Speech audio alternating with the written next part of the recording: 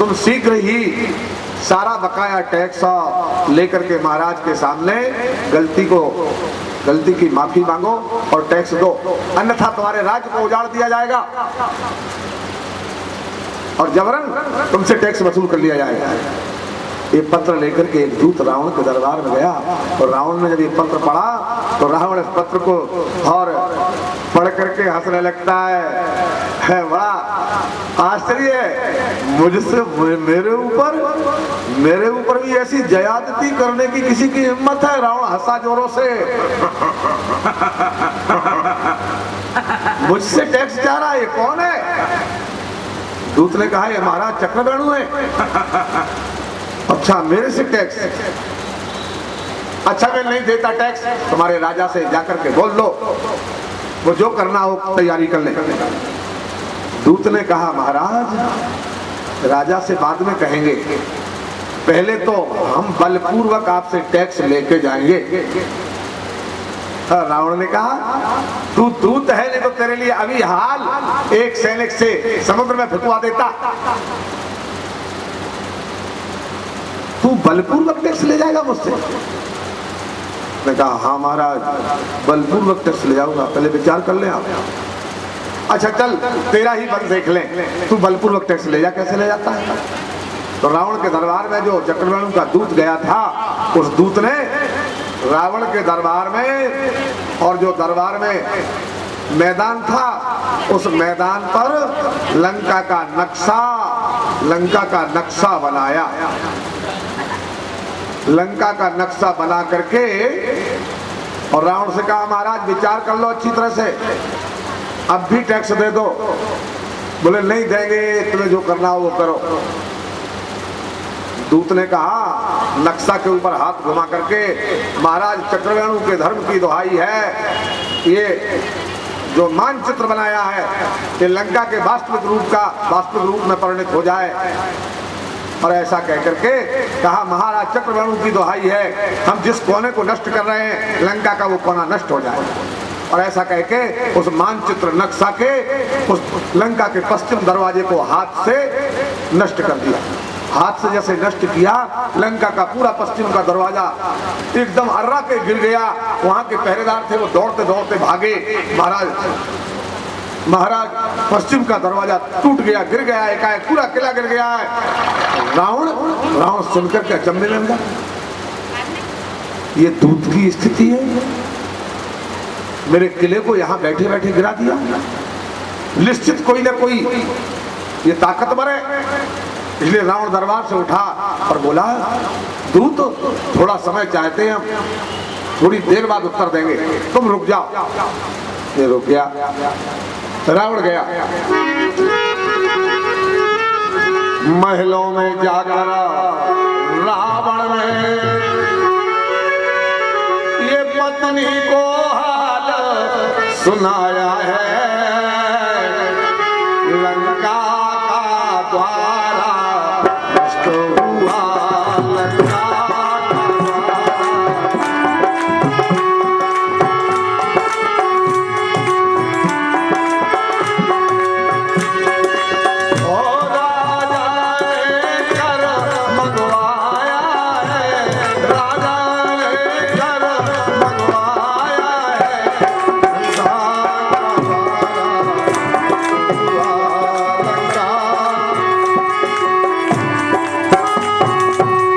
लंकापति रावण ले जाकर के अपनी पत्नी मंदोदरी, बहुत बुद्धिमान थी, मैं दानव की पुत्री थी, जाकर के कहा एक दूत आया जो टैक्स मांग रहा है, चक्रवेणु का दूत है, और कहता अगर टैक्स नहीं दोगे तो लंका को ध्वस्त कर देंगे। मैंने ऐसा समझा ये क्या ध्वस्त करेगा, मैंने उससे कह दिया जो करना हो कर। तो उसने देखते देखते लंका का पश्चिम का द्वार चौपट कर दिया। मंदोदरी तुम बताओ ये क्या बात है, कौन सी शक्ति है? मंदोदरी ने कहा महाराज ये शक्ति चक्रवेणु की तपस्या की है। चक्रवेणु तपस्वी है, वो स्वयं अपने हाथ से मेहनत करके अन्न पैदा करते हैं, सदाचार का पालन करते हैं, पत्नी बगीचा में स्वयं सब्जी पैदा करती है, स्वयं अपने द्वारा कमाया हुआ शुद्ध भोजन करते हैं, कभी भी अन्याय अनीति नहीं करते, इसलिए उनके धर्म का चक्र सारे संसार में घूमता है। महाराज एक सत्यवादी के सामने, और वो चक्रवर्णु सत्यवादी राजा है। रावण कहने लगा, मंदोदरी तू भी बड़ाई करने में लग गई।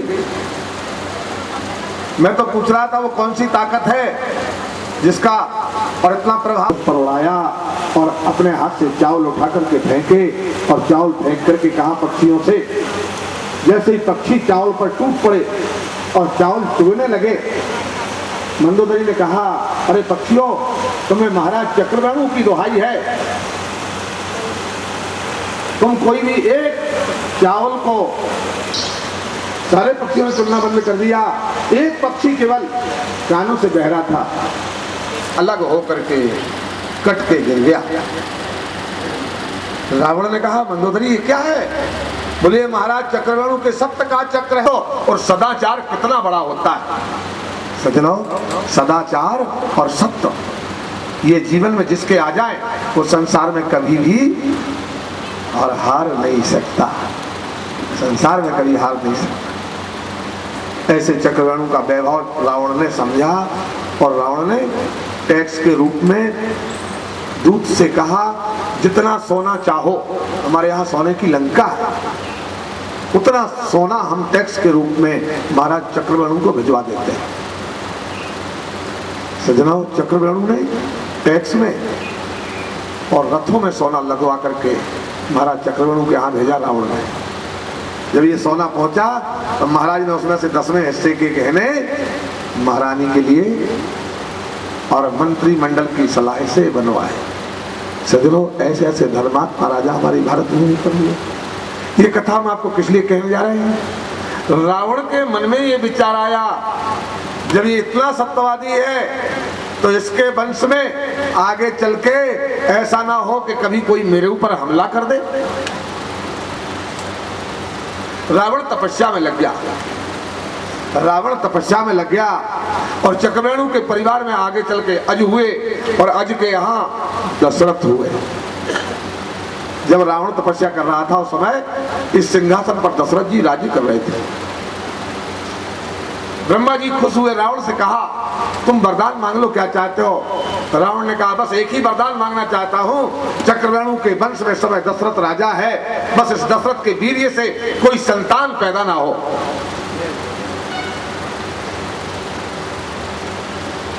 ये कथा सुनाने का अभिप्राय हमारा ये था आपको कि दशरथ जी के यहाँ संतानें क्यों नहीं हुई। ब्रह्मा जी ने ये वरदान दे दिया रावण को, दशरथ के वीर्य से कोई संतान नहीं होगी।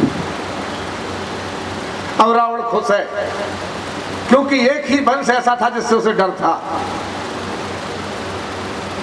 रावण खुश है। सज्जनों, यहाँ इसी वंश में ये दशरथ जी जन्मे। दशरथ जी बूढ़े हो चले, इनने विवाह बहुत किए।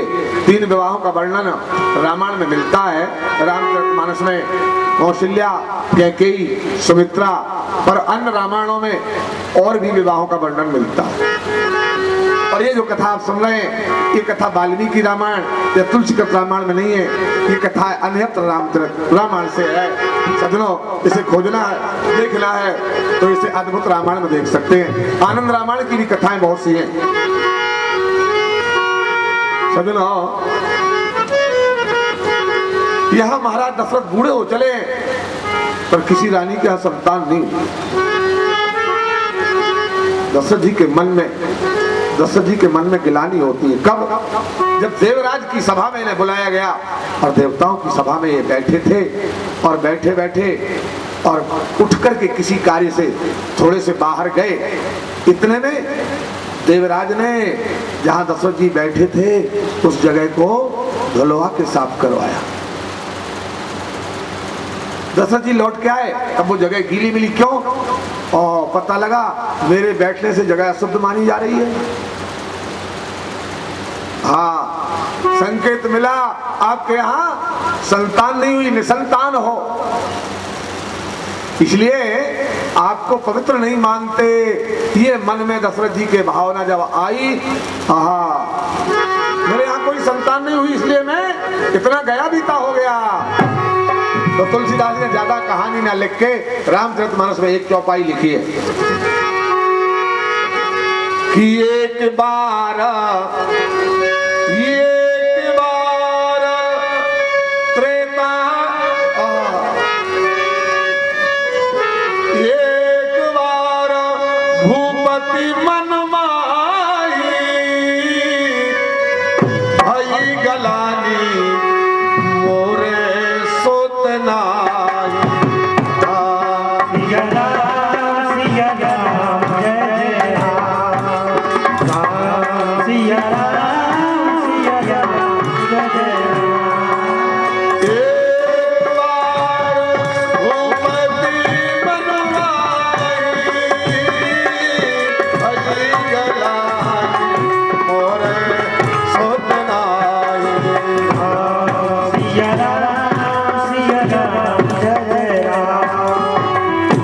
गोस्वामी तुलसीदास जी महाराज ने एक चौपाई में केवल इतना इशारा किया कि एक बार दशरथ जी के मन में बड़ी गलानी हुई।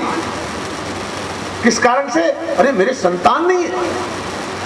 और गलानी किस कारण से हुई? वो कारण अन्य रामायण में तुलसीदास जी ने संकेत किया। अब जब गलानी हुई, गलानी क्या कहलाती है? दुख। दुख अलग चीज है। दुख अगर कोई है तो उस दुख को दूर करने का उपाय खुद समझ में आ जाता है। गलानी जिसका कोई निराकरण स्वयं समझ में नहीं आ रहा हो, मैं क्या करूं, ये क्या करूं? दशरथ जी बूढ़े हो चुके हैं, विचार कर रहे हैं, अब वो संतान मेरे यहां बुढ़ापे तक नहीं हुई है, अब क्या करूं? और ये बेइज्जती मेरी कई जगह इसी तरह से होती होगी, इसलिए मन में गिलानी हो गई, मन में गिलानी। और जब गिलानी हुई तब कहाँ जाए? तो मनुष्य के लिए कोई संकट आ जाए, कोई परेशानी आ जाए तो अपने अड़ोसियों पड़ोसियों से नहीं कहना चाहिए। अगर अड़ोसियों पड़ोसियों से, मोहल्ला के लोगों से कहता है तो मोहल्ला के लोग केवल उसकी हंसी उड़ाएंगे। हाँ, ऊपर ऊपर जरूर कहेंगे, हाँ भैया तुम्हें परेशानी है, अरे ऐसा नहीं होना चाहिए था, पर जब तुम निकल जाओगे तब हंसी उड़ाएंगे। बहुत अच्छा हुआ, बड़े अकड़ते थे। इसलिए तुलसीदास जी कहते हैं कि तुलसी विपदा आपनी, तुलसी विपदा आपनी, और कबहु ना कहिए रोए, जगत हसाई, जगत हसाई करेगो, बांट न ले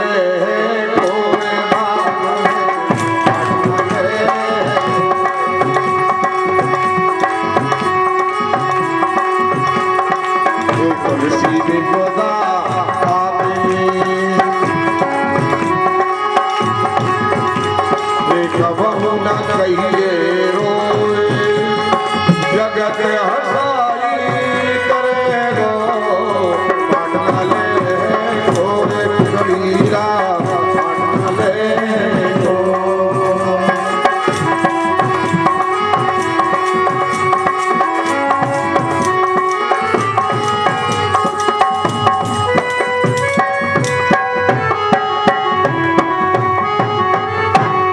अगर परेशानी आए, एक तो भगवान किसी के जीवन में कोई कष्ट देना, अगर किसी को कष्ट आ भी जाए, कोई परेशानी आ जाए, तो इधर उधर कहने से लाभ नहीं होगा।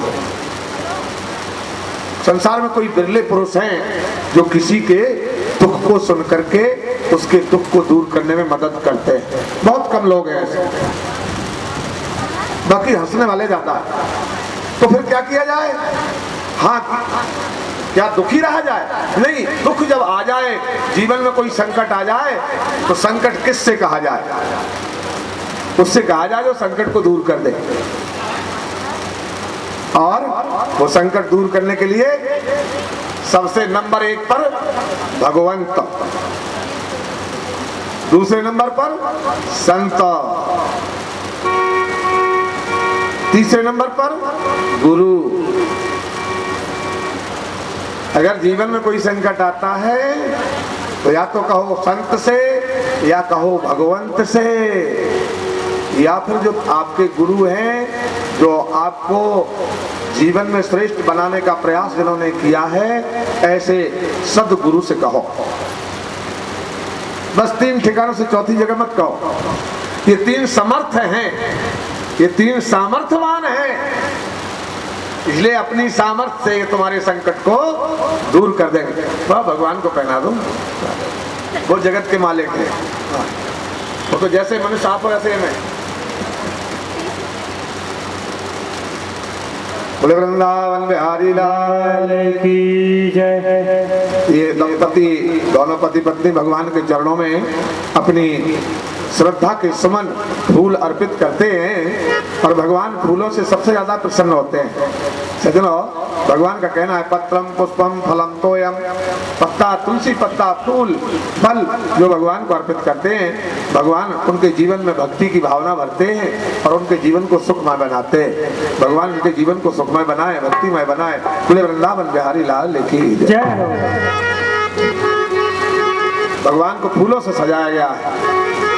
एक लाइन, फूलों फूलों से सज रहे हैं। हमारे यादव जी, राकेश जी, इनका परिवार रोज भगवान को बड़ी बड़ी लंबी लंबी मालाएं फूलों की लाते हैं, फूलों से सजाते हैं। इनके जीवन में भी फूलों जैसी खुशबू बनी रहे। जो भक्तगण भगवान की कथा श्रवण करने आते हैं और श्रद्धा से कथा सुनते हैं, भगवान उनके जीवन को भी आनंदित बनाते हैं। फूलों से सज रहे हैं श्री वृंदावन बिहारी, फूलों से सज रहे हैं श्री वृंदावन बिहारी, फूलों से सज रहे हैं श्री वृंदावन बिहारी।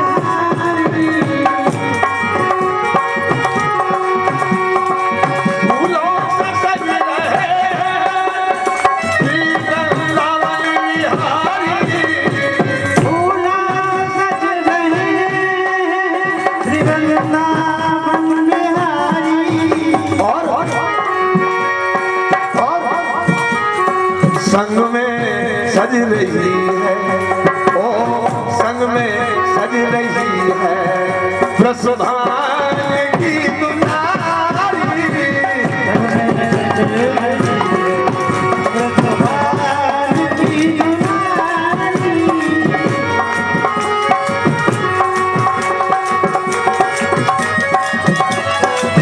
फूलों से सज रहे हैं, फूलों से सज रही है वृंदावन बिहारी, फूलों से सज रही है।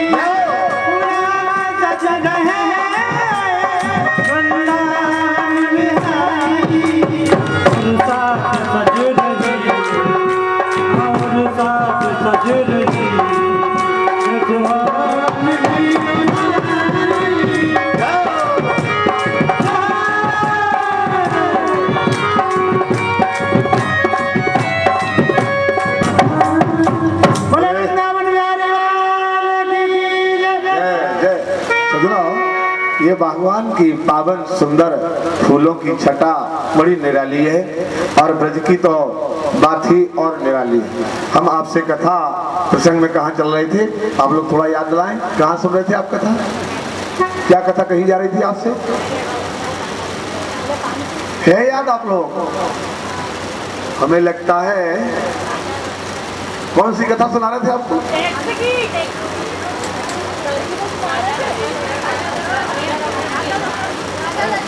राजा दशरथ। बड़ी, चलो ठीक है, आपने इज्जत बचा दी हमारी। क्या होता है भाई, एक कथाकार कथा सुनाता है इसलिए कि लोगों की समझ में आती जाए। वो कथाकार इसलिए कथा सुनाता है कि उनकी समझ में अच्छी तरह से आ जाए। अच्छा, जैसे एक शिक्षक विद्यार्थियों को पढ़ाता है कि जो हम समझा रहे हैं वो विषय इनकी समझ में आ जाए। अच्छा, शिक्षक पढ़ाता रहे साल भर और परीक्षा में पूरा का पूरा स्कूल फेल हो जाए, एक भी विद्यार्थी पास ना हो, पूरा का पूरा स्कूल साल भर शिक्षक पढ़ाए और एक भी विद्यार्थी पास ना हो, तो गधा कौन है, बच्चे हैं कि शिक्षक?